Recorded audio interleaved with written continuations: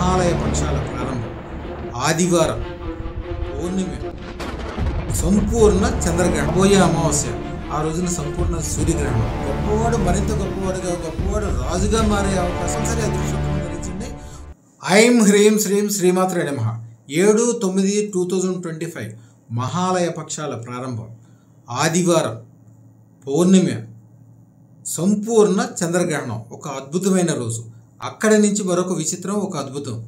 21/9/2025 అంటే రాబోయే అమావాస్య ఆ రోజున సంపూర్ణ సూర్యగ్రహణం.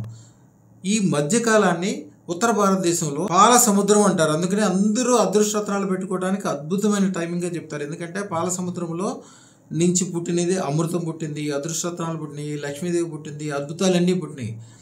అదృష్టరత్నం ఈ టైంలో పెట్టుకున్న వాళ్ళకి, లేకపోతే అదృష్టరత్నం ఆల్రెడీ ఉన్నవాళ్ళు అప్గ్రేడ్ చేసుకోవచ్చు, ఆల్రెడీ ఉన్నవాళ్ళు ఇంకా గొప్పగా చేసుకోవచ్చు. దీనికోసం 9399993389కి ఫోన్ చేయడం ద్వారా మీకు వివరంగా తెలుస్తుంది.